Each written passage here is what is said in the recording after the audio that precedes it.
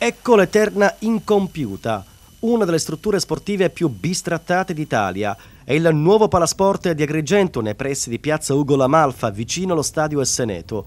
Gli agrigentini l'attendono da oltre un trentennio e chissà per quanto altro tempo dovranno ancora aspettare per vederlo ultimato e per poterlo utilizzare. La palestra distrettuale di Agrigento negli anni passati ha subito di tutto e di più. Le promesse di completamento da parte delle amministrazioni che sono succedute, le intemperie del tempo, l'inizio e poi la rovina dei lavori, lo sperpero di denaro pubblico. Nei mesi scorsi la struttura è stata interessata dai lavori di montaggio del tetto, un materiale speciale e costoso. La faraonica copertura in legno potrebbe presto andare in rovina. Da un paio di settimane infatti i lavori sono fermi, il cantiere è chiuso e non si sa quando riaprirà i battenti, quando il palasport potrà essere completato. Le ultime tristi novità hanno scatenato la rabbia e l'indignazione di molte società sportive costrette a girovagare per i palazzetti della provincia per portare avanti i rispettivi campionati d'appartenenza. A fare la voce grossa su tutte è la pallamano Girgenti, che partecipa al campionato di Serie A1. Il presidente Filippo Napoli minaccia di non iscrivere la squadra nella prossima stagione se il costruendo palasport di piazza Ugo La Malfa non sarà ultimato entro il 2010.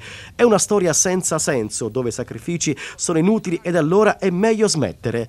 Ci sentiamo ostaggi della politica e delle istituzioni che ci hanno abbandonati e ci fanno sentire soli, sottolinea in una nota stampa il patrono del Girgenti. Questa mattina l'allenatore della squadra agrigentina ed il capitano del Girgenti, Lillo Gelo e Maurizio Camilleri, hanno fatto un sopralluogo nei pressi del costruendo palasport di Agrigento per sollecitare anche la ripresa dei lavori. Qua vediamo le condizioni del nuovo palazzetto, il tetto che è bellissimo che è stato fatto ed è stato subito abbandonato.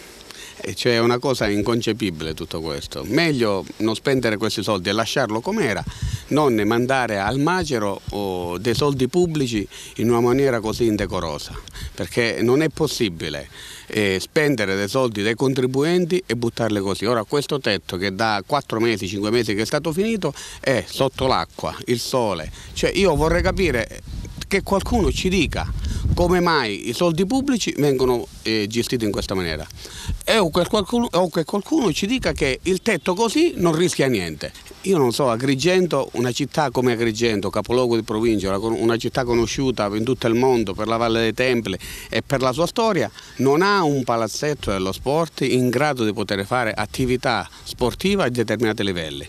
Il basket Moncada si è andato a costruire un palazzetto da un'altra parte, noi siamo costretti ad andare a giocare a Favara. La pallavolo, se vuole arrivare a determinati livelli, non può giocare a determinati livelli perché non ha una struttura idonea per fare questa attività. Io dico Agrigento, io dico che qualcuno ci deve, non lo so, dare chissà quali contributi che magari ci diano la struttura per poter fare la nostra attività. È un'illusione, è una cosa che aspettiamo. Sicuramente ha avuto il merito questa amministrazione di avere iniziato i lavori, di avere smosso un po' le acque, però è qualcosa che ormai ci portiamo avanti da 2 anni. Il presidente è un po' stanco perché non arriviamo al dunque, i lavori si sono bloccati, un po' tutti aspettiamo cosa dovremmo fare l'anno prossimo, insomma. Quale appello sentite di lanciare all'amministrazione comunale? Bisognerebbe capire che questa è una struttura importantissima per questa città, perché noi dobbiamo cercare di coinvolgere un po' tutte le scuole, tutti i ragazzi, avremo dei progetti scuola a livello elementare, di scuole medie, oltre la squadra che dovremmo iscrivere al campionato, e andare a giocare a Favara a 20 km è un po' distante, ragazzi, chiaramente è molto difficoltoso. La risposta del comune di Agrigento non si è fatta attendere. L'assessore allo sport Daniele Cutaia ha inviato un comunicato stampa alle redazioni giornalistiche dove tra l'altro afferma: non ritengo che l'amministrazione comunale possa essere considerata responsabile dei disagi affrontati dalla squadra né colpevole di un'eventuale rinuncia al proseguo dell'avventura in Serie A da parte della pallamano Girgenti. L'amministrazione Zambuto, dice Cutaia, ha avuto il merito di aver ripreso i lavori dopo dopo oltre 30 anni, lavori che hanno subito uno stop per un contenzioso pendente da anni con l'originario progettista dell'opera e che troverà soluzione con una delibera di giunta che adotteremo al più presto. La soluzione ci consentirà di recuperare risorse finanziarie che verranno subito investite per la ripresa dei lavori, conclude l'assessore allo sport Daniele Cutaia. Per certo sappiamo che se il Comune fa questo benedetto progetto di quello che è il completamento, il credito sportivo entro un mese darà questi soldi.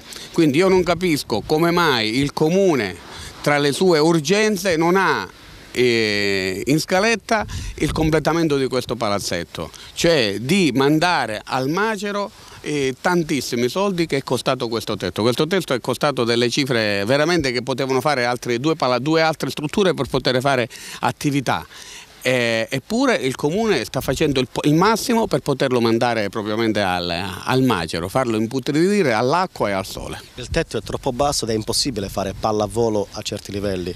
Ora c'è pure questa bella storia che è nata con i tiranti che hanno fatto. Io dico, chi è che controlla? Per questo io dico, ci sono anche, come posso dire, anche i limiti per poter fare una denuncia alla procura, cioè bisogna anche valutare tutte queste cose. Chi è che ha fatto questo progetto? Chi è che ha deciso di fare i tiranti così bassi così la pallavolo non può giocare? Chi è che ha fatto tutto questo? Non lo so, ci saranno qualche responsabile, ci sarà qualcuno che ha firmato le carte, qualcuno che ha deciso che bisognava fare queste cose. Allora, che il Comune dia delle risposte ben precise e ci faccia capire quale sia la sua politica